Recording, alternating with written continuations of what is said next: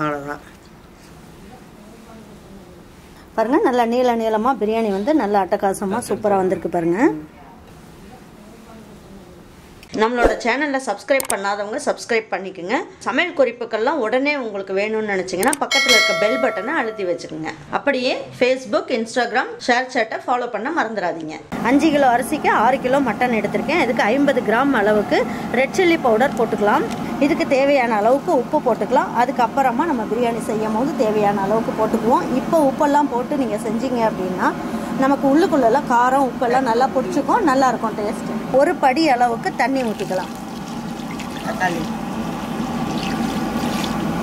இது 20 litre cooker. இது நான் ஒவ்வொரு ஸ்டைலில் ஒவ்வொரு பிரியாணி செஞ்சுருக்கேன். இந்த ஸ்டைல் பிரியாணி ரொம்ப நல்லாயிருக்கும் டேஸ்ட்டு. மட்டன் வந்து கொஞ்சம் நல்ல பெரிய பெரிய பீஸாகவே போட்டுக்கலாம். இதுக்கு 1 கிலோ தக்காளி எடுத்திருக்கேன். இதை பாதி அளவுக்கு இதில் போட்டு வேக வச்சுக்கலாம்.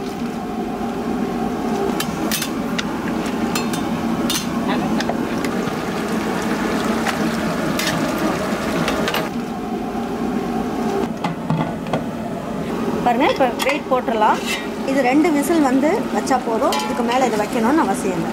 பாருங்கள், இப்போ நான் என்ன பண்ணியிருக்கேன், 5 கிலோ அளவுக்கு பாஸ்மதி ரைஸுக்கு 6 கிலோ அளவுக்கு மட்டன் போட்டிருக்கேன். இதுக்கு 1.5 லிட்டர் அளவுக்கு கடலெண்ணெய் ஊற்றிக்கலாம். கடலெண்ணெயில் நீங்கள் பிரியாணி செஞ்சிங்கன்னா தான் முஸ்லீம் வீட்டில் செய்கிற டேஸ்ட் நமக்கு கிடைக்கும். கடலெண்ணெய் நல்லா காஞ்சிருச்சு. இந்த கடலெண்ணெயோட ஸ்மெல் வந்து ரொம்ப வரக்கூடாது அப்படிங்கிறதுக்காக நம்ம என்ன பண்ணணும், ஒரு கைப்பிடி அளவுக்கு தண்ணியை நல்லா தெளித்து விட்டுறணும். தெளித்து விட்டுட்டோம் அப்படின்னா கடலை எண்ணெயோட ரொம்ப வாசம் வந்து வராது, நல்லாயிருக்கும் டேஸ்ட். பாருங்கள், இதில் வந்து ஒரு 10 பீஸ் அளவுக்கு பட்டை எடுத்து வச்சுட்டோம். பட்டையை போட்டுடலாம். 1 கிலோ அளவுக்கு பெரிய வெங்காயம் போட்டுக்கலாம்.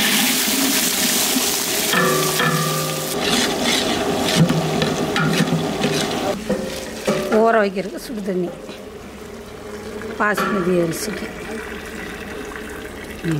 அவ்வளோதான்.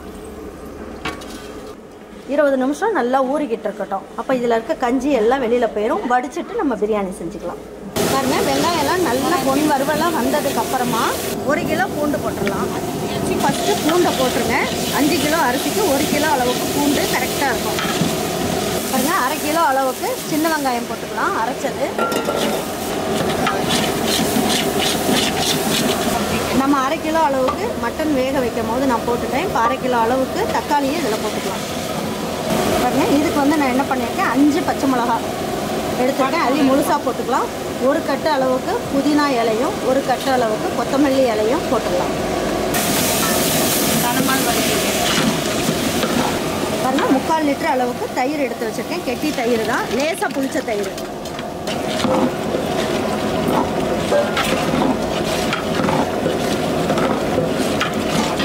பாருங்கள், பட்டை, கிராம்பு, ஏலக்காய் 3 சேர்த்து 10 கிராம் அளவுக்கு இது தூள் பண்ணி வச்சுருக்கேன். இதில் பாதி அளவுக்கு போட்டுக்கலாம்.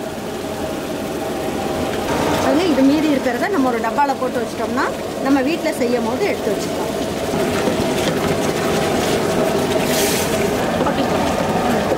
மட்டன் வந்த தண்ணி தான். இந்த தண்ணியை நான் இருத்து வச்சுக்கிட்டா இதை அளந்து ஊற்றுறதுக்கு வச்சுக்கலாம்.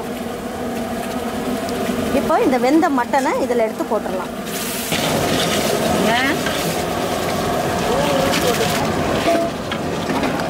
மட்டன் எல்லாமே நல்லா வெந்துருச்சு.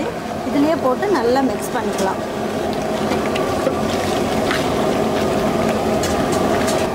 இது மட்டன் வெந்த தண்ணி தான், இதையும் இதிலே ஊற்றிடலாம். நம்ம மட்டன் வேகிறதுக்கு 1 படி அளவுக்கு தான் தண்ணி ஊற்றணும். இப்போ மட்டனில் இருந்த தண்ணி எல்லாம் சேர்ந்து இந்த அளவுக்கு நமக்கு தண்ணி வந்திருக்கு. மட்டன் வேக வைக்கும் போது உப்பு போட்டாச்சு. இப்போ பிரியாணிக்கு தகுந்த அளவுக்கு உப்பு போட்டுக்கலாம்.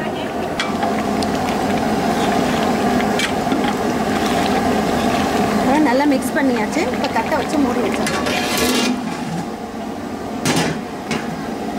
பாருங்க, இதெல்லாம் அந்த மட்டனோடு சேர்ந்து இது எல்லாமே நல்லா வேகட்டும். அதாவது வெந்து நல்லா கொதிக்கட்டும். இது இன்னும் ஒரு 5 நிமிஷம் மட்டும் இது நல்லா கொதிக்கட்டும். இதில் 3 எலுமிச்சம்பழம் எடுத்திருக்கேன். விதை இல்லாமல் ஊற்றிக்கணும். இப்போ நல்லாவே நல்லா கிளறி விட்டுட்டோம். அடியில் எதுவும் பிடிக்காமல் பார்த்துக்குங்க. பாருங்கள், 5 படிக்கு 5 படி தண்ணி ஊற்றிக்கலாம், சரியாக இருக்கும். நம்ம மட்டன் வேக வைக்கும் போது 1 படி அளவுக்கு தண்ணி ஊற்றிட்டோம். இப்போ 5 படி அளவுக்கு தண்ணி ஊற்றிருக்கோம். இப்போ 6 படி அளவுக்கு தண்ணி ஊற்றணும். இப்போ கரெக்டான அளவு இது பாருங்க. இப்போ எல்லாமே கரெக்டாக ஊற்றியாச்சு, தண்ணி எல்லாமே ஊற்றியாச்சு. இப்போ தட்டை வச்சு மூடி வச்சாச்சு. ஒரு 10 நிமிஷத்துக்கு எல்லாம் ஒன்றா சேர்ந்து நல்லா வேகட்டும். கொதிக்கிற தண்ணி இதில் போட்டு நல்லா ஒரு 20 நிமிஷம் அப்படியே வச்சுட்டோம். இப்போ எதுக்காக இந்த மாதிரி பண்ணுறதுன்னா இதில் இருக்க கஞ்சி தன்மை எல்லாம் போயிடும். அதுக்காக இப்போ இந்த தண்ணியை வடிச்சிடலாம்.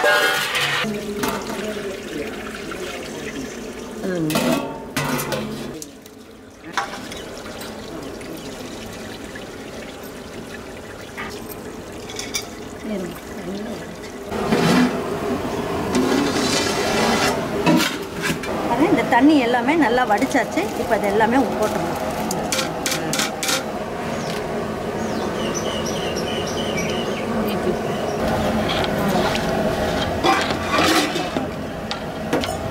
இந்த தண்ணியை நீங்கள் குடிச்சு பாருங்கள். நல்லா உப்பு வந்து நல்லா தூக்கலாக இருக்கணும். அப்படி இல்லைன்னா நீங்கள் கொஞ்சமாக உப்பு மட்டும் சேர்த்துக்கலாம். இப்போ சேர்த்துட்டு நல்லா ஒரு வாட்டி கலக்கி விட்டுட்டு ஒரு தட்டை வச்சு மூடி வச்சிடலாம். 1/4 லிட்டர் அளவுக்கு நெய் விட்டுக்கலாம்.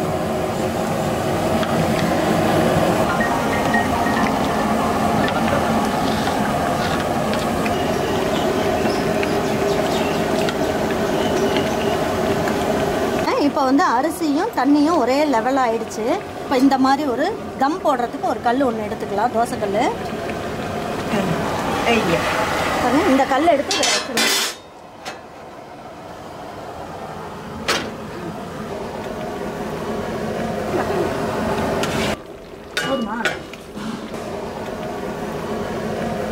இப்போ வாழை இலை வச்சு நம்ம தம் போட்டுடலாம்.